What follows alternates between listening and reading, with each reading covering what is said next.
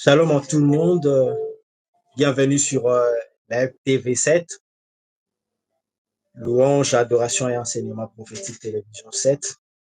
Ce soir encore, nous recevons le pasteur Rodin Kouété, qui est le pasteur visionnaire responsable de l'église Amour Éternel qui est à Montreuil. Voilà, pour toutes les coordonnées, nous allons les donner à la fin de cela et enseignement. Bonjour, bonsoir, pasteur Rodin. Oui, bonsoir, pasteur René. Bonsoir à tous. J'espère que vous allez bien. Oui, ça va. Dieu nous fait grâce. Ça va par la grâce de Dieu. Ouais. Ah, gloire au Seigneur. Voilà, comme j'étais en train de dire, le Seigneur a déposé dans nos cœurs afin que tu nous parles un peu de la résurrection. Est importante. Déjà, c'est la question que nous voulons vraiment anticiper déjà dès le début de cette émission Enseignement Jésus.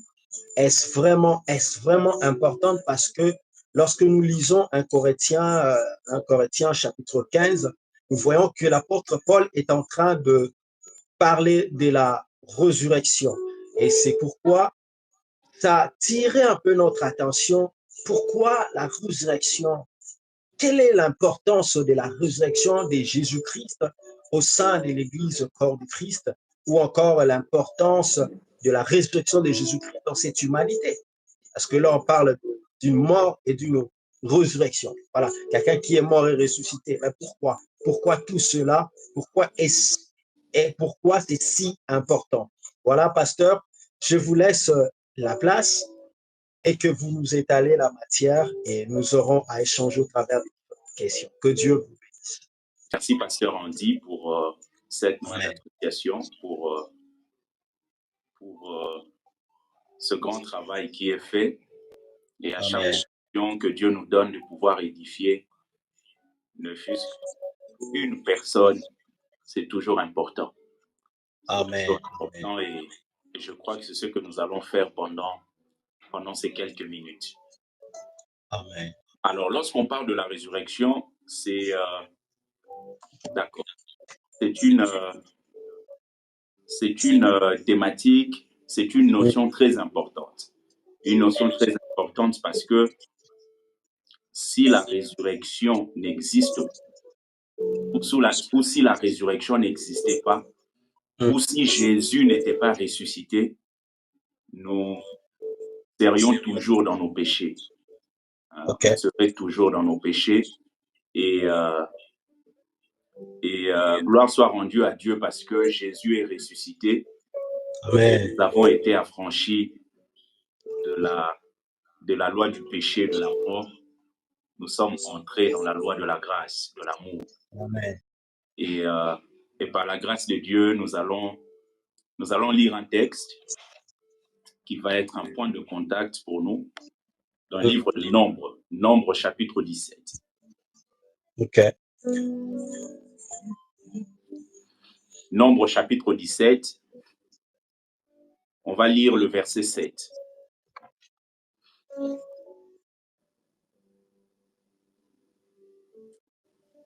Nombre chapitre 17. Nombre chapitre 17, le verset 7. OK. La Bible dit, Moïse déposa les verges devant l'Éternel dans la tente de témoignage. Le verset 8. Le lendemain, lorsque Moïse entra dans la tente du témoignage, voici la verge d'Aaron pour la maison de Lévi avait fleuri. Elle avait poussé des boutons, produit des fleurs et mûri des amandes. Alors, vous connaissez un peu le contexte. Ici, c'est dans le cadre où Dieu voulait confirmer l'autorité qu'il avait donnée à Aaron. Vous savez, Aaron, c'est lui le souverain sacrificateur. Et Dieu voulait montrer à tout le peuple que l'autorité était déposée sur la vie d'Aaron. Et maintenant, pour pouvoir confirmer l'autorité qui était sur la vie d'Aaron, Dieu demande à tous les princes des tribus de ramener des verges. Alors, n'oubliez pas que lorsqu'on parle de verges, on parle d'un bois qui est mort. D'un bois qui est mort, et il faut prendre ces verges-là, les ramener dans la tente d'assignation. on a pris les 12 verges, y compris la verge d'Aaron. Et finalement, la Bible nous montre que c'est la verge d'Aaron le jour d'après qui avait fleuri. En fait, vous allez vous rendre compte que la confirmation de l'autorité passe par la résurrection. Parce que le bois était mort. Mais une fois que le bois est entré dans la tente d'assignation, Dieu, pour confirmer l'autorité qui était sur la vie d'Aaron, a manifesté la résurrection. En fait, il faudrait que vous compreniez que Jésus est venu sur la terre pour accomplir un objectif, accomplir un but. Proverbe chapitre 16, verset 4 dit « Dieu a tout fait pour un but, même le méchant pour le jour du malheur. » Alors, quand il est venu, Jésus devait mourir. Et vous allez vous rendre compte que la mort n'est pas la finalité. La mort est un lieu de passage. Malheureusement, aujourd'hui, vous allez voir dans des églises, on met la photo de Jésus sur la croix. J'aimerais juste vous dire, avant d'aller plus loin, Jésus n'est plus sur la croix. Jésus est ressuscité. En fait, le dernier message que les disciples ont prêché, il ne s'agissait pas de la crucifixion. Il s'agissait de la résurrection. C'est pour cela, quand vous lisez les épîtres, on parle plus de la résurrection que de la crucifixion. Pourquoi? Parce que la croix, c'est le lieu de la mort. Mais la résurrection, c'est le lieu de la victoire. Aussi longtemps que Jésus n'est pas ressuscité, cela signifie que la rançon qui a été déposée n'a pas encore été agréée par le Père. En fait, la résurrection est un signe que la rançon que Jésus a payée a été acceptée par le Père. La rançon ne devait pas être payée auprès de Satan. Parce que le problème que nous avions, ce n'était pas le problème avec Satan. Satan a séduit la femme, Satan a trompé l'homme, mais le problème que nous avions, c'est avec Dieu. Parce que en allant et en suivant ce que Satan, au travers du serpent, proposait, on était en train de pouvoir bafouer ce que Dieu avait donné comme principe. Donc, la première des choses que vous devez retenir, c'est que la croix est un lieu de passage. La croix est un lieu de la mort. C'est pour ça que vous allez voir à la croix, il y avait 3 emplacements. Il y avait 2 emplacements et il y avait l'emplacement du milieu. N'oubliez jamais que Jésus, quand il est venu sur la croix, Jésus n'a pas trouvé une croix qui lui était destinée. Jésus est arrivé en prenant la croix qui était destinée à quelqu'un d'autre qu'on appelle Barabbas. En fait, Barabbas, lorsque vous lisez la Bible, vous lisez dans Luc chapitre 23. Prenez avec moi Luc chapitre 23. Luc chapitre 23, du verset 24 au verset 25. Si pasteur, tu peux lire, s'il te plaît. Ok, Luc chapitre 23, c'est ça? Oui, 23. Ok. Du verset 24 au verset 25. Ok, super, je suis là. J'ai lu au nom de Jésus-Christ. Pilate, prononçant que ce qu'il demandait s'est refait, Oui. il relâcha celui qui avait été mis en prison pour sédition et pour meurtre, et qu'il réclamait, et il livra Jésus à leur volonté. Très bien, Comme merci beaucoup. Tu peux même t'arrêter là, pasteur. Très bien, merci beaucoup. Donc, vous voyez, on est en train de mettre en avant 2 notions. La première des choses, on met en avant la dimension de la sédition. Alors, la sédition, c'est quoi? La sédition, c'est le fait de se révolter contre une autorité établie. Vous voyez? Contre une autorité établie. Donc, Barabbas était accusé du fait qu'il s'opposait à l'autorité établie. Dieu vous bénisse abondamment. Allez-y, pasteur. La deuxième des choses, Barabbas, on l'accuse du fait qu'il est un meurtrier. Il a commis des meurtres. Donc, vous vous rendez compte que Jésus, quand il est venu, il a pris l'emplacement qui était destiné à Barabbas. Or, prophétiquement, l'emplacement de Barabbas, c'est l'emplacement de toi qui est en train de pouvoir m'écouter maintenant. C'est l'emplacement de toi qui es en train de m'écouter. En fait, tu étais destiné à connaître le sort qui était réservé à Barabbas. Mais Jésus, quand il est arrivé, Jésus a pris ta place. Jésus t'a remplacé. Jésus a remplacé le meurtrier que tu étais. Jésus a remplacé l'adultère que tu étais. Jésus a remplacé le menteur que tu étais. Jésus a remplacé le voleur que tu étais. Jésus a remplacé celui qui manipule que tu étais. Il est venu, il a pris ta place. Alors, Jésus sur la croix, il est venu afin de pouvoir donner sa vie. Mais en donnant sa vie et rester dans le tombeau, la victoire ne serait pas donnée d'une manière radicale. C'est la raison pour laquelle je vous ai dit que la croix est le lieu de la mort, mais la résurrection est le lieu de la victoire. Est-ce que quelqu'un peut écrire avec moi? La résurrection est le lieu de ma victoire. La résurrection est au milieu de ma victoire. Soyez bénis. La résurrection est le lieu de ma victoire. Est-ce que tu peux l'écrire en commentaire, toi qui me suis? S'il te plaît, la résurrection est le lieu de ma victoire. La résurrection est le lieu de ma victoire. La résurrection est le lieu de ma victoire. Merci beaucoup. Que Dieu bénisse. Alors, je répète ce que j'ai dit tout à l'heure. La croix est le lieu de la mort. La croix est le lieu de passage. L'objectif, ce n'est pas la croix. L'objectif, c'est la résurrection. L'objectif, ce n'est pas la croix. L'objectif, c'est la résurrection. C'est pour ça que vous allez voir, lorsque Jésus vient voir, lorsque Marthe vient voir Jésus, et même avant, lorsque Jésus parle à ses disciples, Jésus leur dit, notre ami Lazare est malade. Et les disciples... Et en plus, il faut tapoter pour qu'on ne soit pas connecté. Il faut tapoter. Merci, voilà. Allez-y, pasteur. Voilà, ils disent que notre ami Lazare est en train de dormir. Et eux, ils disent, mais s'il dort et tout ça, on va le réveiller. Ils ne comprenaient pas parce que Jésus utilisait ce qu'on appelle l'euphémisme. En fait, l'euphémisme est une figure de style, chose avec des mots pour ne pas choquer l'entendement des gens. Vous voyez, par exemple, quand vous lisez le livre de Genèse, la Bible déclare que Adam connut Ève. En fait, ce n'est pas connaître tel que je connais le pasteur en dit. C'est connaître dans le sens d'avoir des relations sexuelles. Mais comme la Bible essaie un peu de garder une certaine dimension de pudeur, quelquefois on utilise la notion de l'euphémisme. On utilise cette figure de style-là. Donc, lorsque Jésus disait « il dort », en fait, c'était l'euphémisme pour dire qu'il est déjà mort.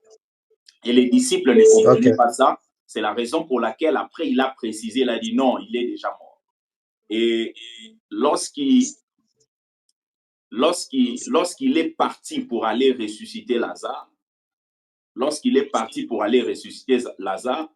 et Jésus est en train de dire que cette maladie n'est pas pour la mort. Quand on parlait de la maladie de Lazare, il dit cette maladie n'est pas pour la mort, mais c'est pour que la gloire de Dieu puisse éclater. En fait, on va avoir l'impression que Jésus a menti en disant que cette maladie n'est pas pour la mort et Lazare a fini par mourir. En fait, Jésus était en train de voir la finalité au lieu de voir le processus. Très souvent dans la vie, le problème, c'est que vous voyez le processus au lieu de voir la finalité. La finalité, c'est un plan. C'est un plan qui est établi et le plan, la richesse du plan, c'est que ça vous donne un modèle avant la finalité. Ça vous donne un modèle au début qui va vous permettre de travailler pour voir la réalisation dans le futur. Et Jésus est en train de voir la finalité. La finalité, ce n'est pas la mort. La finalité, c'est la gloire de Dieu. Mais la gloire de Dieu doit passer par quoi? La gloire de Dieu doit passer par la résurrection. Or, vous ne pouvez pas avoir de résurrection aussi longtemps que la mort n'est pas venue. En fait, Jésus était en train de donner un plan en allant directement à la fin, mais eux, ils ne comprenaient pas tout le passage par lequel Lazare devait passer pour arriver à la finalité que Jésus était en train de tracer. C'est la raison pour laquelle, quelquefois dans ta vie, Dieu te parlera. Il te dira des choses concernant la finalité, mais ce que toi, tu ne sais pas, c'est que la finalité t'emmènera toujours à vivre un certain processus. Et très souvent, lorsque tu commences à vivre le processus, tu as l'impression que Dieu t'a menti. Tu as l'impression que Dieu a raconté n'importe quoi. Tu as l'impression que la parole que Dieu t'a annoncée ne se réalisera pas. Pourquoi? Parce que tes yeux sont focalisés sur le processus au lieu d'être focalisés sur la finalité. J'aimerais déclarer Ok. sur la vie de quelqu'un ce soir. Bien-aimé, ce que Dieu t'a dit, coûte que coûte, ça finira par se réaliser. Si seulement tes yeux sont Amen. focalisés Amen. vers ce que lui a dit concernant la finalité. Amen. Concernant la finalité.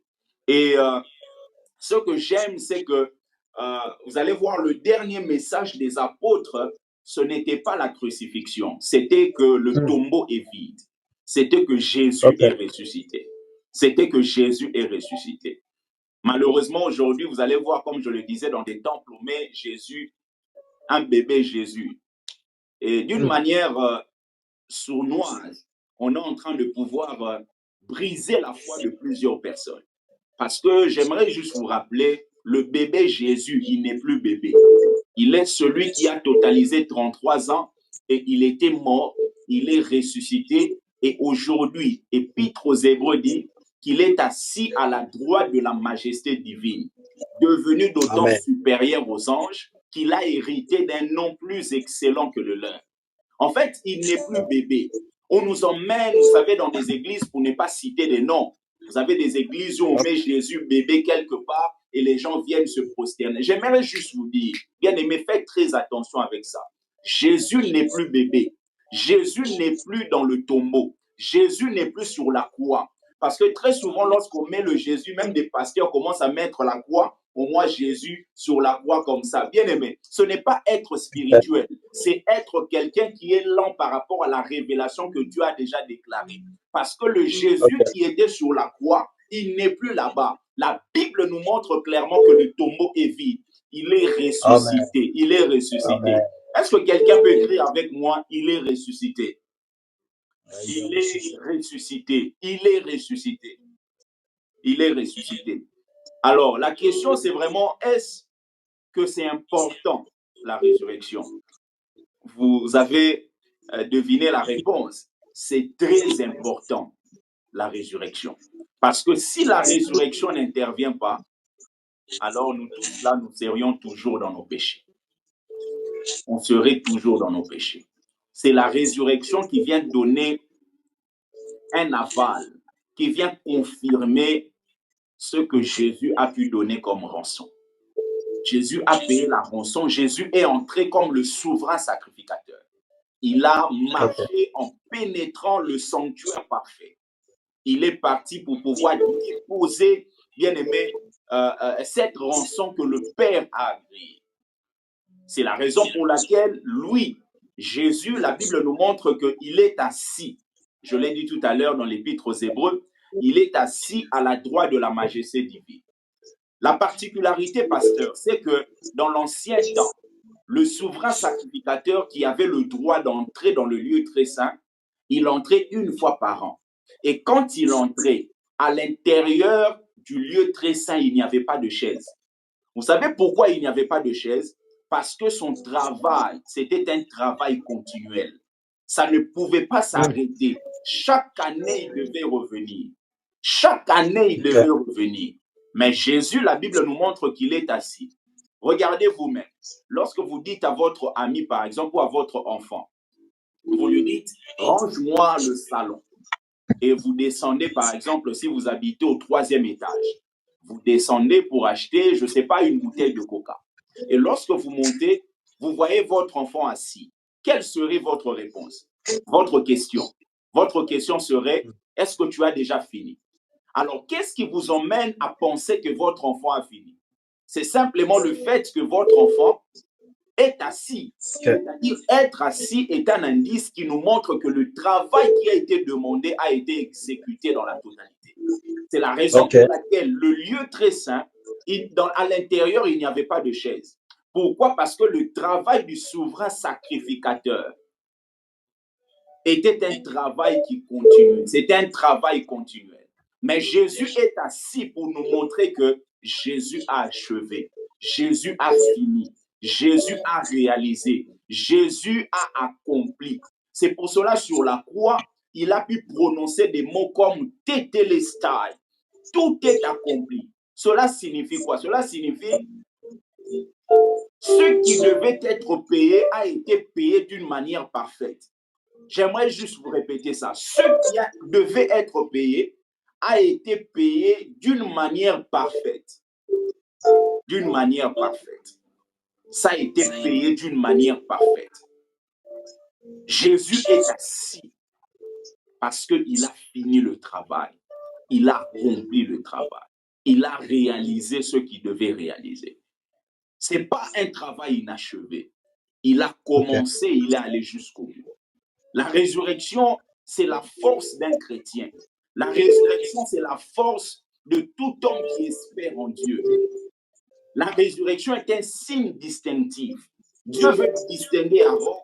Dieu vient pour pouvoir amener la résurrection sur la verge d'Aaron.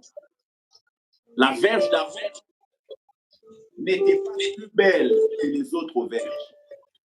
La verge d'Aaron n'était pas plus jolie que les autres verges. Mais la verge d'Aaron a fleuri parce que le choix de Dieu était sur Aaron. C'est la raison pour laquelle nous sommes dans un royaume. Vous savez, lorsque l'homme a péché, pasteur, l'homme n'avait pas perdu la religion. L'homme n'avait pas perdu le ciel. Il n'avait pas perdu le ciel. L'homme avait perdu le royaume. C'est la raison pour laquelle lorsque Jésus est arrivé, Jésus a prêché le royaume. Jésus a parlé du royaume. Or, dans le royaume, c'est le roi qui choisit ses sujets. C'est pour cela que Jésus pouvait dire à ses disciples, ce n'est pas vous qui m'avez choisi. C'est moi qui vous ai choisi parce que c'est moi le roi. Or, lorsque vous recevez le roi, vous recevez le royaume. Vous recevez le roi, vous recevez le royaume. D'accord. Donc, c'est le choix de Dieu qui apporte la résurrection dans la vie de quelqu'un. Alors, lorsqu'on parle de la résurrection, avant d'aller en profondeur encore, il faudrait que vous compreniez que la résurrection, c'est quelque chose que nous allons vivre. J'ai une question, pasteur, avant que vous puissiez aller loin, comme vous êtes en train de le dire, puisqu'on tient à préciser à tous nos téléspectateurs, à toutes ces personnes qui sont sur le live sur TikTok et ceux qui nous suivent en direct sur la FTV7 sur YouTube. Donc, c'est votre émission Enseigne-moi Jésus-Christ. J'ai envie de poser la question au pasteur. Pourquoi est-ce que Dieu avait choisi cette voie de la mort et de la résurrection? Parce que il est Dieu. Il pouvait aussi simplement dire que bon, ok, que l'humanité soit sauvée, les gens allaient être sauvés. Mais pourquoi Dieu a choisi juste la voie de la mort et de la résurrection pour qu'aujourd'hui on en parle? Tout ça. Voilà ma question, pasteur. Simplement parce que c'est une bonne question. Quand vous lisez les textes bibliques, vous allez voir que toute âme qui pêche est appelée à mourir. En fait, ça, c'est une vérité universelle. C'est quelque chose qui ne dépend pas des couleurs. Ça ne dépend pas de nationalité. Ça ne dépend pas de langue qu'on parle. Ça, c'est quelque chose qui touche tout homme. Donc, c'est une loi universelle. Toute âme qui pêche est appelée à mourir. Maintenant, le point, c'est qu'en péchant, l'homme est appelé à mourir. Et cet homme qui est appelé à mourir, prophétiquement, il est l'image de Barabbas. Donc, comme il est l'image de Barabbas, il faut que quelqu'un vienne mourir à sa place parce qu'il doit être le substitut de cette personne qui est destinée à mourir. C'est la raison pour laquelle Jésus ne pouvait que mourir. Parce que celui qu'il est venu sauver est appelé à mourir. Comme il est appelé à mourir suite à sa dimension de péché, en péchant, il est appelé à mourir. Lui, il doit mourir pour prendre la place, justement, de cet homme et de cette femme-là. C'est la raison pour laquelle aujourd'hui, on dit que Jésus est mort pour nous. Pourquoi? Parce que c'est nous qui étions destinés, qui étions sur la voie de cette mort, mais lui, il est venu, il a pris notre place. Il est venu, il a pris notre place. Et c'est très important parce que la vie est dans le sang. La vie est dans le sang. Et comme la vie est dans le sang, Jésus est venu, il a versé son sang. Et prophétiquement, vous allez vous rendre compte que lorsqu'il versait son sang, le sang touchait le sol. Or, lorsque le sang touche le sol, c'est quoi? Le sol, c'est la matière avec laquelle on a fabriqué l'homme. L'homme est poussière, doit retourner à la poussière. Et prophétiquement, lorsque Jésus est en train de verser le sang touche le sol. Comme la vie est dans le sang est en train de venir donner la vie à cet homme qui avait péché autrefois. Donc, tout celui qui espère en l'œuvre salvatrice reçoit la vie qui a été libérée par Jésus. Qui a été libérée par Jésus. Et Jésus, quand il est arrivé pour bâtir une certaine école. Rappelez-vous de Jean-Baptiste. Jean-Baptiste avait une école. Jean-Baptiste avait des suiveurs. Jean-Baptiste avait des gens qui le suivaient. Mais lorsque Jésus est arrivé, il y avait des disciples de Jean-Baptiste qui ont dit, oh, ils ont entendu Jésus, ils ont vu même Jean-Baptiste le présenter comme étant l'agneau de Dieu. Ils ont suivi Jésus. Pourquoi ils ont suivi Jésus? Parce que Jean-Baptiste, il est celui qui avait une école d'une manière officielle. Et Jésus, quand il est arrivé, Jésus ne pouvait pas passer outre. C'est la raison pour laquelle lorsqu'il va pour se faire baptiser par Jean-Baptiste, Jean-Baptiste est en train de refuser. En fait, dans la vie, vous aurez toujours des Jean-Baptistes. Des hommes qui auront toujours toutes les raisons pour vous dire de ne pas faire des choses qui sont justes. Ce ne sont pas des gens qui sont mauvais. Ce sont des gens qui sont remplis de bonnes intentions. Mais le problème, c'est que la bonne intention ne remplace pas le principe de Dieu. Vous pouvez être rempli de bonnes intentions, mais aller à l'encontre de ce que Dieu veut et commettre le péché, parce que le péché, c'est le fait de manquer la cible. La cible, tout ce que vous êtes en train de faire, c'est la gloire de Dieu. C'est pour ça que la Bible dit, tous ceux qui ont péché sont privés de la gloire, sont privés de la gloire. Amen. Parce que la gloire, c'est la cible. Et une fois que vous faites des choses qui ne donnent pas gloire à Dieu, vous péchez. Et Jean-Baptiste, justement, il dit à Jésus, non, c'est à moi de... Non, je ne suis pas digne et tout ça. Jésus dit, non, laisse faire ce qui est juste. Parce que dans la vie, bien aimé, il faudrait que vous appreniez à faire ce qui est juste. Ce qui est juste, c'est ce qui corrobore avec ce que Dieu a tracé depuis l'éternité. Ce qui correspond à ce que Dieu a destiné depuis l'éternité. Jean-Baptiste avait une école. Dans le temps ancien, lorsque vous aviez une école, vous avez la possibilité de laisser l'école à quelqu'un d'autre. Et une fois que vous laissez l'école à quelqu'un d'autre, la personne n'hérite pas seulement l'école, mais hérite aussi les élèves de cette école. C'est la raison pour laquelle, lorsque Jésus est venu, Jean-Baptiste devait lui laisser l'école. Et pour lui laisser l'école, il devait le baptiser. Parce que dans les temps anciens, le maître devait baptiser son élève afin de pouvoir lui accorder non seulement l'école, mais aussi les élèves. C'est pour cela que Jésus dit, laisse faire ce qui est juste. Parce que toi, tu es un élément qui doit me permettre de pouvoir prendre le relais. N'avez-vous jamais compris les paroles de Jean-Baptiste? Il dit, moi, je suis venu pour vous faire ça, ça, ça, et lui vient. Comme pour dire, moi, j'ai fait, et lui va prendre la relève. Lui va faire la suite. Il est plus puissant que moi. Il est digne. Je ne suis pas digne de délier les courroies de ses souliers. Donc Jésus, quand il est arrivé, c'est la raison pour laquelle les disciples de Jean-Baptiste ont laissé Jean-Baptiste, sont allés vers Jésus. Pourquoi? Parce que Jean-Baptiste était la voie. Il préparait le chemin. Il a préparé le chemin et Jean-Baptiste a présenté justement celui qui doit venir après lui. Donc la résurrection, comme je le disais, la vie est dans le sang. La vie est dans le sang. Si on commence à vous vider le sang maintenant, pasteur, dans moins de 15 minutes, vous mourrez. Si on commence à vous vider le sang maintenant, dans 15 minutes, vous mourrez. Alors que vous avez la peau, vous avez tout, vous n'êtes pas tombé malade avant. Pourquoi? Parce que la vie est dans le sang. C'est pour ça que vous allez voir, même dans le monde occulte, on a besoin du sang. Pourquoi? Parce qu'à partir du sang, il y a des sacrifices qui se font et il y a des choses qui se font dans le monde occulte. Et le sang, chaque sang a une valeur. Tous les sangs n'ont pas la même valeur. C'est pour ça que vous allez voir dans le monde occulte, le sang d'un enfant qui n'a que 2 mois n'a pas la même valeur que le sang d'une maman qui a 66 ans. Le sang d'un enfant qui a 2 ans a plus de valeur que le sang d'une maman qui a eu déjà 7 enfants. C'est pour cela, lorsqu'on parle du sang de Jésus, on le compare même au sang de bouc et de taureau. Parce que chaque sang a une valeur. OK. Le sang de Jésus, la Bible nous montre que c'est un sang précieux qui crie parce que le sang parle.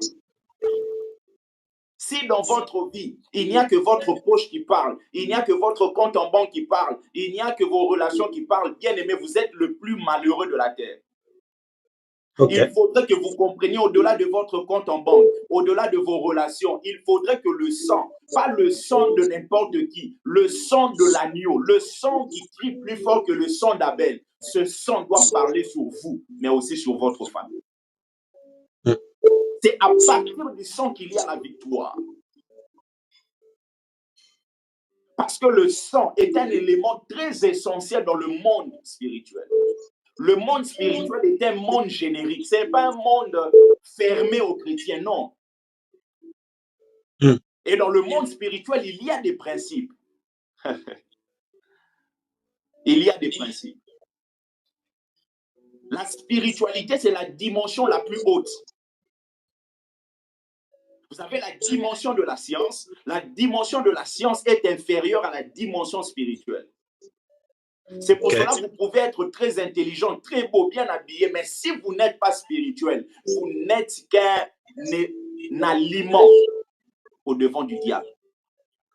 Rappelez-vous, lorsque Jésus est en train de parler, Dieu est en train de parler du serpent. On dit au serpent qu'il va manger la poussière de la terre. Or, lorsque vous regardez le serpent, il ne mange pas vraiment la terre. C'était une image prophétique pour montrer que l'homme est tiré de la poussière, il retournera à la poussière.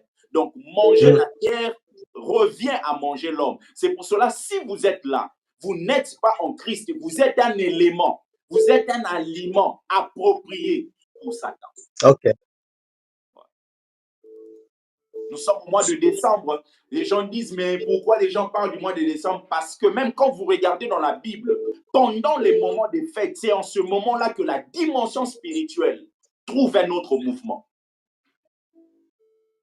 C'est pendant les fêtes que les distractions arrivent et le monde spirituel saisit de ces événements-là afin de pouvoir apporter un certain nombre de changements. Et je lève ma main comme sacrificateur. Au nom de Jésus, à partir de maintenant, aucune personne de ta famille ne mourra. Amen. Aucune personne de ta maison ne mourra. Amen. Soplova di falie de fogeda.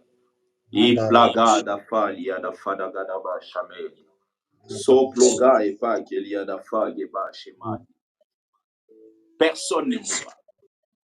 Amen. Donc la résurrection est le thème central de la vie en Christ. De la vie en Christ. Et même lorsqu'on parle du baptême, pasteur, le baptême est un sacrement très important pour nous. Ça signifie quoi? Vous mourrez en Christ, vous mourrez avec lui et vous ressuscitez avec lui. Parce que c'est au niveau de la résurrection qu'il y a la victoire. Pourquoi ce parallélisme, pasteur, entre ce qui a été dit, entre la résurrection dont on parle de Christ et ce baptême dont vous êtes en train de parler? Pourquoi ce parallélisme entre les deux, en fait? Oui, parce que la victoire se trouve en Christ. Et comme la victoire se trouve en Christ, il faudrait que vous fassiez ce que Christ a fait pour que vous puissiez avoir la victoire. Or, Jésus nous donne la possibilité de ne pas faire ce que lui a fait, mais de s'identifier à ce que lui a fait pour que la victoire qui lui revienne à nous. Parce que le Père n'agrée que le Fils. Mais lorsque vous venez dans le Fils, vous aussi vous êtes agréé. C'est la raison pour laquelle Jésus va revenir prendre son église. Et quand il reviendra prendre son église, il s'arrêtera dans les airs. Et la Bible nous dit les morts en Christ, premièrement, seront ressuscités. Or, j'aime donner cette image. Quand vous regardez une femme enceinte, vous allez vous rendre compte que quand elle arrive à terme, les médecins font en sorte que la tête de l'enfant soit en bas. Pourquoi? Parce qu'ils savent que si la tête sort, le restant du corps va suivre. Or, rappelez-vous, dans Colossiens, la Bible nous montre que Jésus est la tête de son Église. L'Église est le corps. Or, si la tête de Jésus est sortie, mais je peux te dire avec beaucoup d'assurance que toi aussi, étant membre de son corps, tu finiras par sortir. Amen. Tu finiras par sortir. C'est pour cela que l'Église marche dans la victoire. Vous ne verrez pas un corps, vous ne verrez pas un corps rester à l'intérieur aussi longtemps que la tête est déjà sortie. Ok. Quand la tête sort, le corps suit. Là où Jésus est entré, je déclare que tu entreras. Là où Jésus a connu la victoire, toi tu connaîtras la victoire. Amen. Jésus est venu dans un monde rempli de péchés, mais il a tenu. Il a tenu, il a marché par l'Esprit. Il a marché par l'Esprit. Et s'il a marché par l'Esprit, toi aussi tu marcheras par l'Esprit. Jésus est arrivé sur cette terre, pasteur. Vous savez que Jésus, durant tout son ministère, il n'a jamais enterré quelqu'un. Vous ne verrez pas là où Jésus prend les cercueils et dit olé, olé, olé, olé. Il est en train de danser, en train d'emmener les gens et on enterre, on rentre, on pleure. Non, Jésus ne faisait pas ça. Et même quand il a vu la veuve de Naïn et tout ça, Jésus n'a pas supporté de voir le cercueil aller avec des gens au cimetière. Ok. Pourquoi? Parce que lui n'est pas venu pour enterrer. Le voleur ne vient que pour égorger, détruire et voler. Mais le Fils de l'homme est venu afin que les brebis aient la vie et la vie en abondance. Comment vous pouvez avoir la vie et que la vie collabore avec la mort? La seule chose qui chasse la mort, c'est la vie. Amen. C'est pour cela, à la fin de cette année, par la puissance de la résurrection, je proclame la vie dans votre corps. Je proclame la vie dans votre santé. Je proclame la vie dans votre famille. Si la mort était prévue, afin que quelqu'un dans votre maison parte avant le 25 décembre, je prie au nom de Jésus que ces choses n'arrivent pas dans ta famille au nom de Jésus. Si la mort était prévue, que ton père parte avant le 28 décembre, je prie au nom de Jésus que la vie vienne, que la vie vienne, que la vie vienne, que la vie vienne. Il est venu afin que les brebis aient la vie en abondance. Amen. Je vais lire un texte avec vous. 1 Corinthiens 15, le verset 13. Pasteur. Ok. 1 Corinthiens 15. Oui, le verset 13 et le verset 14. Si tu peux nous lire, s'il te plaît. S'il n'y a point de résurrection de mort, Christ non plus n'est pas ressuscité. Et si Christ n'est pas ressuscité, notre prédication est donc vaine, et votre foi aussi est vaine. Il se trouve même que nous sommes de faux témoins à l'égard de Dieu, puisque nous avons témoigné contre Dieu qu'il a ressuscité Christ, tandis qu'il ne l'aurait pas ressuscité. Si les morts ne ressuscitent pas, point. Merci beaucoup. Car si le... D'accord. Oui, vas-y, tu peux juste terminer le verset 16. Ok, car si les morts ne ressuscitent point, Christ non plus n'est pas ressuscité. Ok, le verset 17, s'il te plaît. Et si Christ n'est pas ressuscité, votre foi est vaine. Vous êtes encore dans vos péchés. Merci beaucoup. Et par conséquent aussi, ceux qui sont morts en Christ sont perdus. Voilà. Si Christ n'est pas ressuscité, vous êtes encore dans vos péchés. Vous êtes encore dans vos péchés. Pasteur, vous savez,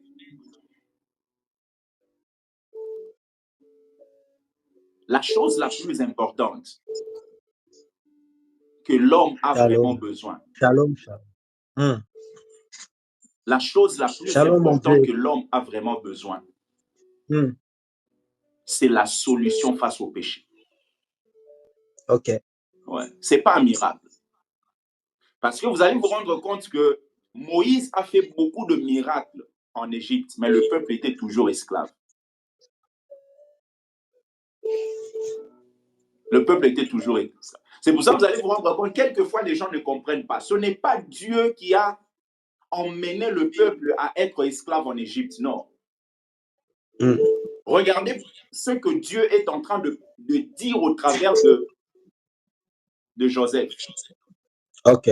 Joseph lui dit, je suis venu ici afin de vous donner une certaine délivrance et de vous sauver de certaines choses qui vont arriver. Joseph a précédé ses frères afin de pouvoir leur apporter une certaine solution face à la crise qui devait venir. C'est la raison pour laquelle, en étant avec Dieu, Dieu n'empêchera pas la crise de venir, mais il vous donnera la solution face à la crise. Okay. Dieu n'empêchera pas la famine de venir, mais Dieu vous donnera la solution pour faire face à la famine.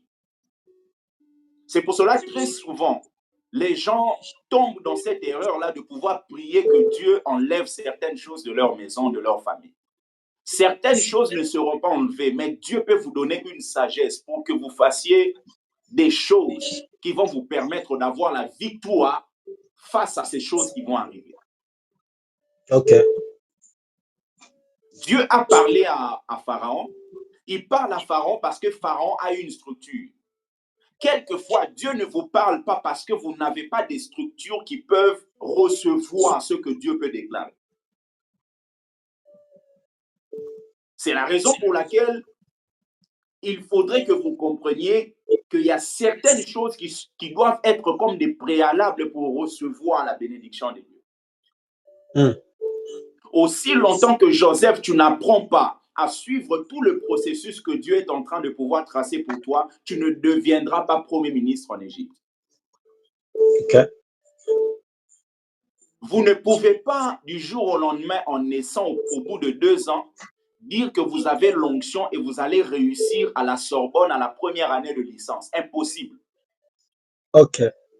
Vous ne pouvez pas commencer à comprendre les racines carrées aussi longtemps que vous n'avez pas appris à comprendre les additions. Dans la vie, il y a des choses qui se superposent. Il y a des choses qui se superposent comme ça. Le problème, c'est que très souvent, les gens n'arrivent pas à prendre les choses qui sont basiques et ont seulement envie d'aller directement dans des choses compliquées parce qu'ils ont vu sur Internet. La vie est un processus. La plupart des gens qui gagnent au loto, au bout de quelques années, deviennent pauvres. Jésus, Satan lui dit, saute, il est écrit, saute et tout ça, les anges vont t'attraper. Il veut dire à Jésus, Jésus, je te demande de pouvoir brûler les étapes. Dans la vie, si tu vas pour pouvoir brûler les étapes, tu seras brûlé par étapes. C'est la raison pour laquelle il faut bâtir quelque chose de solide afin de pouvoir recevoir la bénédiction. Dieu parlera à ceux qui ont un soubassement afin que ce qu'il va dire trouve forme. Dieu n'est pas un gaspilleur, Dieu est un investisseur. Dieu ne perd pas son temps. C'est la raison pour laquelle dans la parabole, lorsqu'il y avait 3 serviteurs qui avaient reçu les différents talents, le dernier qui était parti caché, il avait déclaré quand le maître est venu, il a dit, tu aurais pu prendre mon argent, aller placer ça dans une banque. Pourquoi? Parce que le maître n'est pas un gaspilleur. C'est la raison pour laquelle vous allez voir la mentalité des riches est différente de la mentalité d'un pauvre. Le pauvre peut circuler dans tout château rouge pour acheter quelque chose qui lui coûtera 2 € de moins que le riche qui va acheter à côté de sa maison et ensuite monter chez lui ou aller chez lui pour travailler pendant 2 heures, pendant les 2 heures que le pauvre va prendre à circuler dans Château Rouge. Okay. Pourquoi? Parce que celui qui a la mentalité des riches réfléchit en termes de temps, mais le pauvre réfléchit en termes de centimes et de 1 €, 2 €.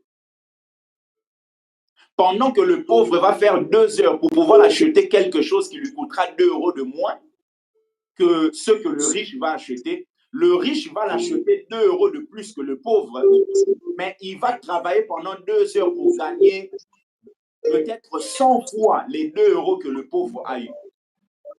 C'est pour ça que la Bible déclare racheter les temps car les jours sont mauvais.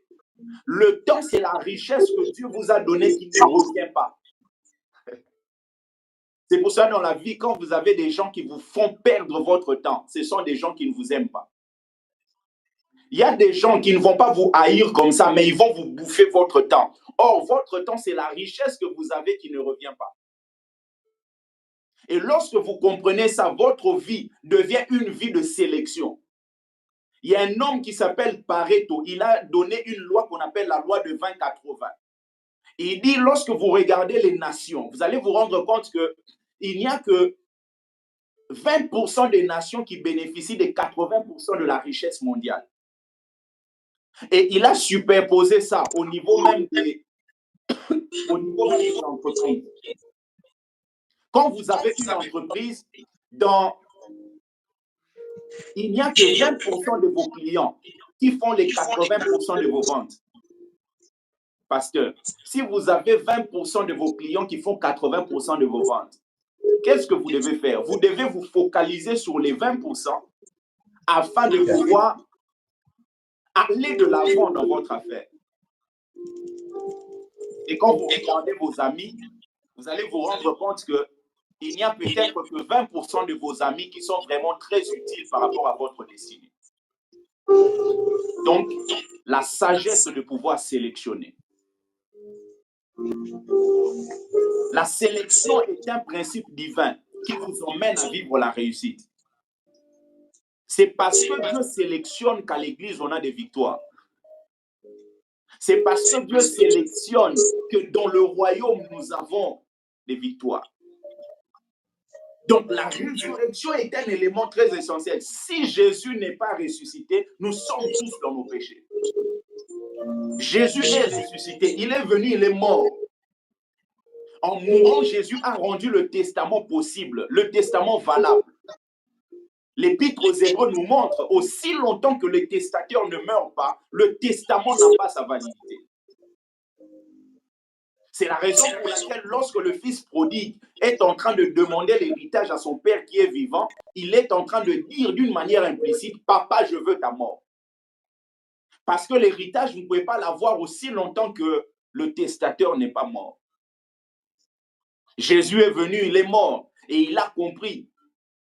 Je crois que Jésus a réalisé même la mentalité même des Africains. Il s'est dit, ah, un papa qui meurt, qui laisse des richesses, vous allez pouvoir venir à gauche, à droite, afin de pouvoir récupérer des richesses.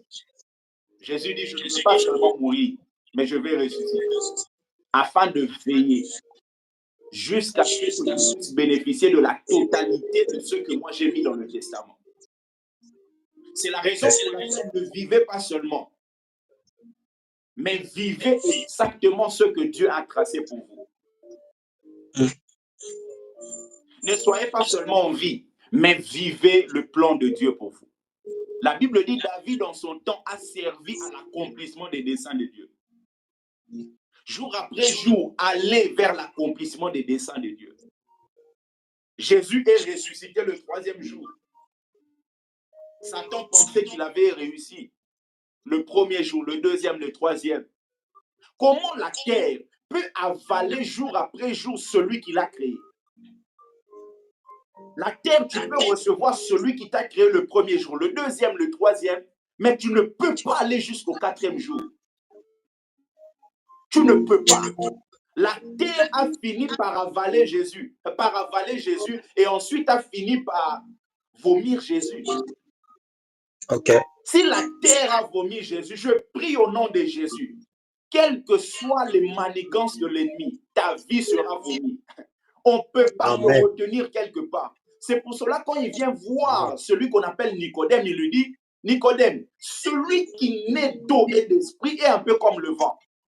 Qui peut fermer et arrêter le vent? Je prie au nom de Jésus que votre vie soit comme le vent. Que personne puisse vous arrêter. Satan pensait qu'il avait gagné. Or, même la mort de Jésus était déjà une victoire face à Satan. Parce que Dieu a dit, le serpent va mordre le talon. Or, le talon, c'est où? C'est derrière. Derrière, c'est la manière de fonctionner de Satan, qui est de venir par ruse, par derrière, afin de faire du mal. Quand vous voyez des gens tout autour de vous venir par derrière pour pouvoir vous faire du mal, comprenez que c'est la méthode de Satan. Satan a ses acolytes qui utilisent la même méthode afin de pouvoir venir détruire. Lui, il va venir par derrière pour toucher le talon. Mais ce qui ne fait pas toucher le talon, c'est l'image de la mort de Jésus. Or, pendant qu'il est en train de pouvoir toucher le talon, c'est ce talon qui va lui perdre. C'est ce talon qui va être un élément pour pouvoir l'écraser. Lorsque Jésus est sur la croix, Satan pense qu'il a gagné. Mais ce qu'il ne sait pas, c'est sa défaite qu'il est en train de recevoir. Jésus est mort, a rendu le testament valable, il est ressuscité afin de nous accorder la victoire. Il nous a donné la vie. En mourant, Jésus nous a permis d'être réconciliés avec le Père. Mais en ressuscitant, Jésus nous a donné sa vie. Il nous a donné sa vie. Et la vie, là, c'est la vie qu'on appelle la vie Zoé. C'est pour ça que la Bible dit dans Jean, celui qui a le Fils a la vie. Pas celui qui a le Fils qui est mort, mais celui qui a le Fils est ressuscité. Pasteur, pour terminer, peut-être pour prendre des questions, regardez quelque chose. Jésus, la dernière fois qu'il s'est montré au peuple, à tout le monde, c'était sur la croix. D'une manière naturelle, la dernière fois que Jésus s'est montré à tout le monde, c'est sur la croix. Après la croix, Jésus s'est montré à ses disciples et d'une manière surnaturelle. Cela veut dire quoi? Cela veut dire que la dimension de la vie naturelle doit s'arrêter à la croix. C'est la raison pour laquelle vous ne pouvez pas rencontrer la croix et demeurer dans une vie naturelle. Tout celui qui rencontre la croix est éligible pour pouvoir recevoir la vie surnaturelle. Et la dimension de la croix peut être transposée dans la dimension de la vie de Jacob. Jacob, quand il quitte la maison de Laban, il va pour rencontrer son frère Ésaü. Il déclare qu'il est arrivé dans un lieu qu'on appelle Péniel. Or, Péniel signifie la face de Dieu. Sur la croix, Jésus a vu la face de Dieu. Jésus dit, Père, pourquoi m'as-tu abandonné? C'est pour la première fois que le Père abandonne le Fils. Vous savez pourquoi? Parce qu'en ce moment-là, le Fils devenait péché. Il ne devenait pas pécheur. Il devenait péché. Il incarnait les péchés des Baswahili, les péchés des Français, les péchés des Indiens, les péchés des Congolais, les péchés des Japonais, le péché des... Vous pouvez citer n'importe quelle nationalité. Partout où vous pouvez y aller, vous trouverez le péché. Il devenait péché. Et le Père ne peut pas collaborer avec le péché. C'est pour ça que le Père l'a abandonné. C'est pour ça que le Père l'a abandonné. Il l'a abandonné pour qui? Simplement parce qu'il a pris notre place. Simplement parce qu'il a pris notre place. Donc, Jésus, la dernière fois qu'il apparaît aux gens d'une manière naturelle, c'est sur la croix. Après la croix, il n'apparaît qu'aux disciples et d'une manière surnaturelle. La vie naturelle doit finir et se terminer à la croix. C'est pour cela, à Péniel, la face de Dieu, Jacob a été brisé. Et c'est à Péniel que Jacob est devenu Israël. Je prie au nom de Jésus, bien-aimé, que ton identité puisse changer à la fin de cette année. Amen. Ton identité change. Amen. Que ton identité change. Jacob était là. Jacob visait la bénédiction. Mais Dieu lui dit non, tu as besoin de plus que ça. La bénédiction, c'est quoi? La bénédiction, c'est un programme divin qui, lorsqu'elle vient dans ta vie, te fait prospérer à tous égards. Ce que vous avez le plus besoin, au-delà du fait d'être brisé par Dieu, ce n'est pas l'argent. Parce que vous pouvez avoir l'argent, mais ne pas être béni. C'est la bénédiction de l'Éternel qui enrichit, pas l'argent. Amen. La bénédiction de Dieu enrichit et il ne la fait suivre d'aucun chagrin. La bénédiction est un programme divin qui, lorsqu'elle vous localise, elle vous emmène à pouvoir être prospère à tous égards. Jacob dit, bénis-moi, je veux être prospère à tous égards. Mais le Père lui dit, au travers de l'ange, non, tu as besoin de plus que ça. Amen. Je veux te bénir, je veux te rendre prospère. Mais tu as besoin de quelque chose de plus important. Il brille Jacob. Il a touché sa hanche. Vous êtes là en train de me suivre. Peut-être. Merci à El Rey. Vous vous retrouvez dans ce message. Il y a une dimension de hanche qui doit être brisée en vous. Vous avez besoin de quelque chose, vous demandez à Dieu, vous dites à Dieu des choses. Mais j'aimerais vous dire, Dieu est beaucoup plus préoccupé par votre caractère que par vos résultats. Ok. Par votre cas. C'est pour cela, quand il a créé, Dieu dit, faisons l'homme à notre image et selon notre ressemblance, afin que cet homme domine. Dominer, c'est la dimension du leadership. Or, la dimension de leadership ne peut pas être manifestée aussi longtemps que le caractère de Dieu n'est pas ton partage. C'est pour cela, vous allez voir des gens qui arrivent à avoir le pouvoir, mais qui n'ont pas le caractère de Dieu. Ils manipulent les gens, ils matent les gens, ils font du mal aux autres, simplement parce que le pouvoir est là, mais le caractère de Dieu ne révèle pas. Dieu veut briser ce caractère qui vous empêche de pouvoir aller loin avec lui. Allez loin. Amen. Il vous brise. Amen. Et il vous ressuscite. Et c'est là que vous devenez un élément très stratégique dans le royaume des cieux. Voilà, que le Seigneur vraiment vous bénisse. Moi, j'ai quelques questions que j'ai déjà préparées pour poser à Pasteur Rodin. Alors, Pasteur Rodin, oui. Quelle est la place du message de la résurrection dans le monde? À l'Église également, la place du message de la résurrection. Parce qu'aujourd'hui, il y a tellement beaucoup de messages qu'on n'en disconvient pas. On ne dit pas non plus que c'est mal. Mais est-ce que nous voulons demander un peu quelle est la place du message de la résurrection dans le monde et aller au sein de l'Église? Merci beaucoup, pasteur. Alors, je crois que, comme je l'ai expliqué, il y a tout un processus. Ça commence au niveau de la croix et la finalité, c'est la résurrection. Malheureusement, les gens disent des choses parce qu'ils veulent répéter ce que les gens disent. Hein. Ils veulent répéter ce que tel pasteur a dit. Prêche-nous la croix, prêche-nous la croix. J'aimerais vous dire, prêcher la croix, c'est prêcher la mort.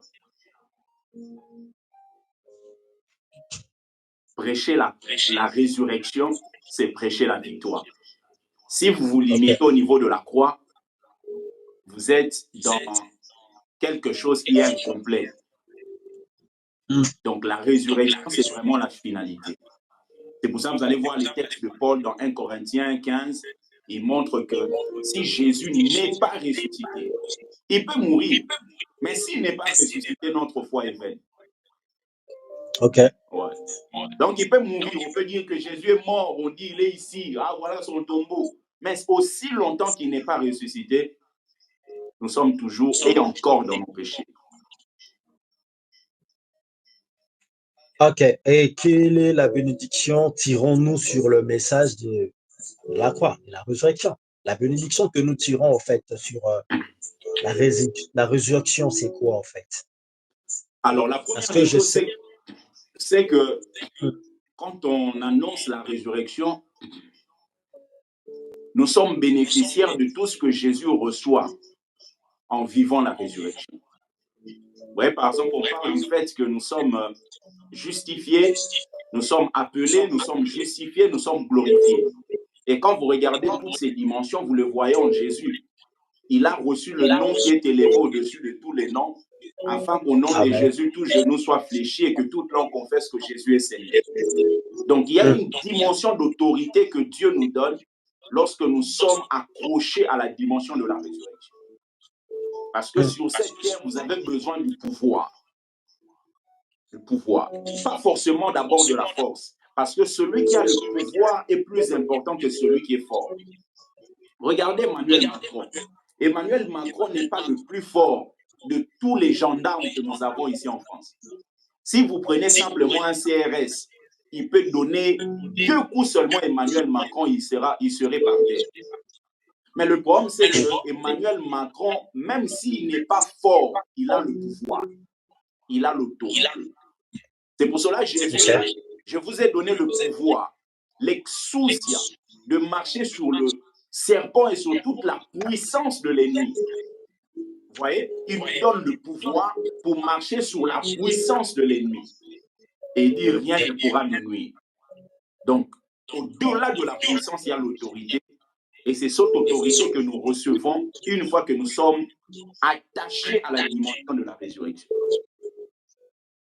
Oh, gloire à Dieu, attaché, voilà. Donc, pour ceux qui nous suivent, si vous avez des questions, n'hésitez pas. Hein. Sentez-vous à l'aise de poser des questions en ce moment-là. Donc, on est en train de discuter, on est en train d'échanger autour d'un thème qui est très important sur la résurrection des morts, la résurrection de Jésus-Christ.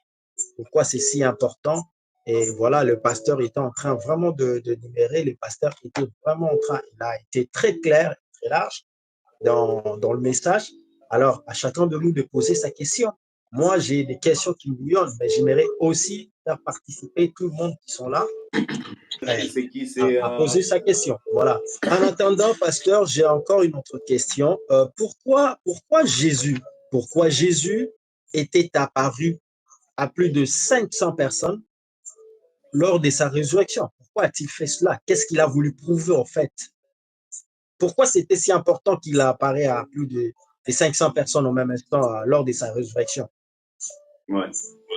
Non, c'est important parce que la première des choses, c'est que Jésus est ressuscité d'entre les morts. En ressuscitant d'entre les morts, il s'est déjà distingué. C'est ça la dimension de la résurrection. La résurrection vous distingue parmi les autres. En fait, la résurrection est un peu comme la dimension de l'onction. Dans l'Épître aux Hébreux, la Bible nous montre que Jésus a été oint au-dessus de ses égaux, de ses semblables. Pourquoi? Parce que l'onction vient vous différencier au milieu de plusieurs. Et la résurrection, pareil, vient vous différencier au milieu de plusieurs. Regardez Lazare. Lazare, quand Jésus est venu, Lazare est sorti. Lazare s'est distingué au milieu de plusieurs. Tabitha, dans la Bible, quand Tabitha est revenu à la vie, Tabitha s'est distingué au milieu de plusieurs. Et Jésus voulait associer plusieurs personnes afin que ces personnes soient un peu comme des signaux pour nous montrer que le pouvoir, le même pouvoir qui s'opère dans la dimension de Jésus peut s'opérer aussi dans la dimension des autres. Maintenant, vous allez vous rendre compte que quelqu'un peut expérimenter la résurrection, mais ne pas être dans le mouvement de Dieu. Regardez, Jésus est ressuscité avec au moins 500 personnes.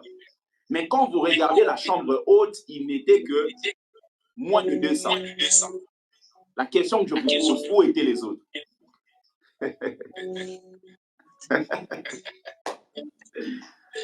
Alléluia. Alors, répondez-nous maintenant à cette question-là, pasteur. C'est le masterclass. C'est une auto-question. Moi, actuellement, je suis un présentateur de l'émission Enseigne-moi Jésus. Alors, ne t'inquiète pas, ne fais pas beaucoup de discours. Je vais répondre. Ne fais pas beaucoup de discours. Alors, vous allez vous rendre compte que dans la vie chrétienne, le mouvement dans les choses de Dieu compte beaucoup. C'est pas pour rien que Jésus a dit ne partez pas encore, attendez ce que le Père vous a promis. Parce qu'il sait que l'homme, d'une manière naturelle, on est pressé. Surtout lorsqu'on s'engage dans quelque chose, on veut que la chose arrive vite. Je dis non, ne partez pas encore, attendez. Ce que le Père vous a promis, ce que je vous ai annoncé, dit-il. Il dit, vous recevrez le Saint-Esprit accompagné de sa puissance et vous serez mes témoins. Vous serez des martyrs, vous serez des hommes qui seront capables de mourir à cause de cette foi que j'ai déposée en eux. La raison, c'est que les autres, au-delà de 120, les autres qu'on peut dire 380, 400, sûrement parmi eux, plusieurs étaient pressés. Ils avaient entendu des choses et ils voulaient tellement les voir, mais ils partaient sans quoi? Ils partaient sans la substance nécessaire qui pouvait les permettre d'avoir des résultats escomptés. C'est pour cela, quelquefois, vous êtes tellement pressé, c'est la raison pour laquelle vous passez à côté de certaines bénédictions qui doivent être très importantes, qui sont très importantes pour l'efficacité de votre parcours. Les 120 sont restés et les 120 ont expérimenté quelque chose de fort. Quelque chose de fort. Quelque chose de fort. Ok, pasteur. Il y a une question qui m'a été envoyée en PV. Qu'est-ce que Jésus est allé faire lorsqu'il est mort, en fait, lors de sa mort? Parce que là, on parle de, il est mort, il est ressuscité avec plus d'une personne. Alors, qu'est-ce qu'il est allé faire là-bas et pourquoi il a ramené ce nombre de personnes-là? C'est une question qu'on m'a posée. Alors, vu que le pasteur est là, je vous pose cette question. D'accord. Alors, prophétiquement, Jésus, quand il est allé, il est parti pour pouvoir récupérer d'une manière prophétique les clés de la mort. Parce que, rappelez-vous, Jésus, quand il est venu, il a vaincu la mort. Mais la mort, c'est le dernier ennemi qui sera détruit. C'est la raison pour laquelle on a la victoire sur la mort, mais on peut mourir en étant chrétien. Pourquoi? Parce que même si on a la victoire, la mort n'a pas encore été détruite. En fait, Jésus est parti récupérer vraiment les clés, libérer les captifs. Ok. Voilà, libérer les captifs. Et au travers de ce qu'il a fait, aujourd'hui, nous pouvons entrer dans cette alliance de la victoire face à la mort, bien que la destruction de la mort n'a pas encore été effectuée d'une manière précise. C'est quelque chose qui se fera dans les derniers temps, parce que la Bible nous montre que le dernier ennemi qui sera détruit, c'est la mort. Ok, le dernier ennemi qui sera détruit, c'est la mort. Est-ce qu'il y a quelqu'un qui a des questions pour poser à ce moment-là, des choses que tu ne comprends pas? Voilà, on est dans votre émission Enseigne-moi Jésus. On est là, on est enseigné et en même temps, on apporte sa contribution quand tu sens que tu as quelque chose aussi à rajouter, à dire. N'hésite pas, voilà. Dis-nous ce que tu connais de la résurrection. C'est une question pour toi. Donc, nous pouvons dire aussi qu'il n'y a pas de salut sans la résurrection. Non, il n'y a pas de salut sans la résurrection. Parce que au moment où vous êtes dans vos péchés, comment tu peux parler du salut? Parce que sans la résurrection, on serait tous dans nos péchés. Et maintenant, il n'y a pas de salut sans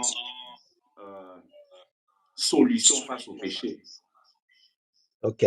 Parce que le salut, c'est dans sa forme originelle, c'est une forme de délivrance. Or, quand vous êtes délivré, vous sortez de quelque chose. Mais la Bible nous montre que si la résurrection n'existait pas, on serait toujours dans nos péchés. Donc, il n'y a pas de salut sans la résurrection. Il n'y a pas de salut sans la résurrection. Ok, il nous reste quelques minutes sur YouTube. Alors, on va clôturer sur YouTube. On va continuer sur TikTok pour laisser encore un peu de temps pour ceux qui sont encore en train de réfléchir par rapport à des questions à poser. Nous allons vous laisser un tout petit peu le temps alors que nous clôturons sur YouTube. Pour ceux qui sont en train de nous suivre sur YouTube, c'était votre émission Enseigne-moi Jésus-Christ. Nous avons reçu le pasteur Rodin Couette, qui est le pasteur de l'église Amour Éternel, qui est à Montreuil. Alors, pasteur, vous pouvez nous donner l'adresse de l'église pour ceux qui sont en train de nous suivre ici sur YouTube. vous pouvez nous donner même, en même temps aussi, pour ceux qui nous suivent sur TikTok, vous pouvez nous donner votre adresse, l'adresse de l'église, ainsi que les programmes de l'église. Merci, pasteur. D'accord. Merci beaucoup. Donc, pour l'instant, nous sommes en 45 rue Robespierre, 93 100 à Montreuil. Donc, si vous avez des questions, vous avez besoin de nous rejoindre, n'hésitez pas. Après, nous avons nos réseaux sociaux, nous avons le Facebook de l'Église, c'est Amour éternel. Il y a aussi mon Facebook qui est Pasteur Rodin Goueté. Et voilà, donc n'hésitez pas de nous suivre et de venir partager les moments que nous partageons dans la présence de Dieu. Voilà. Merci beaucoup, pasteur, pour le programme. Mais vous ne nous avez pas donné le programme de l'église. Vous vous réunissez quand et quand Alors, le programme de l'église, nous sommes là chaque dimanche en présentiel de 13h30 jusqu'à 16h. Et nous avons d'autres programmes en ligne, notamment le mardi et le mercredi, de 21h jusqu'à 22h. Donc, si vous nous écrivez, on pourrait même vous donner des liens, parce qu'on fait ça sur Meet, de liens pour que vous priez avec nous, priez pour votre famille, priez pour vos enfants, pour vos parents, pour votre mariage. Et je crois que le Seigneur vous fait. Gloire soit rendue à Dieu. Je crois que le Seigneur nous fera énormément du bien avant que le pasteur puisse prier sur YouTube. Je tenais à rappeler que le pasteur Rodin nous a parlé sur la résurrection. Pourquoi c'est si importante, la résurrection de Jésus. Voilà pourquoi je nous appelle à suivre cette émission, à revoir encore cette émission. Pour moi, je dirais que c'est une émission très enrichissante qui nous a vraiment fait énormément du bien. Ça nous a bénis au travers l'homme de Dieu que le Seigneur. Et je crois que nous aurons à recevoir de temps en temps Pasteur Rodin parce qu'il a de la matière. J'ai toujours appelé Pasteur Rodin, c'est un pépinière également, que Dieu fait grâce. Voilà. Donc, on a beaucoup de grâces dans ce monde. Voilà. Parmi les grâces, il en fait partie de grâce. Et c'est un homme humble. Voilà. Donc, nous sommes pratiquement à la fin de notre émission. Nous vous invitons pour le prochain numéro qui sera le vendredi prochain aux même heure. Et nous allons continuer sur la résurrection. Ce soir, le pasteur nous a parlé de la résurrection de Jésus-Christ. Mais les prochaines émissions, nous allons parler maintenant de la résurrection des chrétiens. Voilà. Donc, c'est important de savoir aussi comprendre pourquoi les chrétiens qui sont morts en Christ doivent être ressuscités. Vraiment, pasteur, c'était un plaisir de vous recevoir sur YouTube, sur la TV7. Merci beaucoup. À chaque fois que je vous donne une invitation, vous êtes toujours là à répondre, malgré des multiples occupations, mais vous ne refusez pas. Vraiment que notre Dieu vous bénisse abondamment et qu'il rajoute encore plus là où c'est sorti. C'est le Dieu qui peut enrichir un homme et vous êtes dans le champ de Dieu, que vraiment Dieu se souvienne de vous. Alors, votre dernier mot, pasteur, et votre prière pour bénir ceux qui nous ont suivis sur YouTube, je vous laisse la parole, pasteur. Alors, on continue sur TikTok, mais on va finir avec les gens. Oui, on va continuer sur TikTok, mais là, on clôture sur YouTube. Ouais. OK. Les amis de YouTube, que Dieu vous bénisse, que Dieu vous sécurise, vous protège à la fin de cette année. Soyez sous l'abri du Très-Haut, que Dieu vous garde. Que tout plan de l'ennemi puisse échouer, que vos vies soient sous la bénédiction de Dieu. Que cette fin d'année, que Dieu vous accorde la victoire à tous égards. Soyez bénis là où vous êtes. En tout cas, marchez la tête haute parce que Christ a tout fait pour vous. Si vous êtes là, vous n'avez pas Christ dans votre cœur, vous pouvez juste répéter ces mots après moi. Seigneur Jésus, je reconnais mes péchés, je t'accepte dans mon cœur, pardonne-moi, purifie ma vie et je veux devenir enfant de Dieu. Donne-moi ton esprit afin qu'à partir de maintenant, je fasse partie de la grande famille des enfants de Dieu. Fais-le afin que le monde voit et que tu es capable de changer quelqu'un comme moi. Au nom de Jésus. Amen. Alors, en le faisant, demandons pardon, renonçant à tes péchés, tu es devenu enfant de Dieu.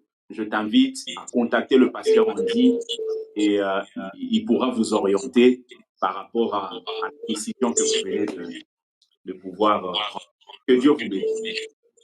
Que Dieu vous bénisse. Merci beaucoup. Pour ceux qui ne nous suivent pas sur TikTok, vous pouvez nous rejoindre sur TikTok, sur la FTV7 ou encore Pasteur Rondin Kouété. Nous sommes là.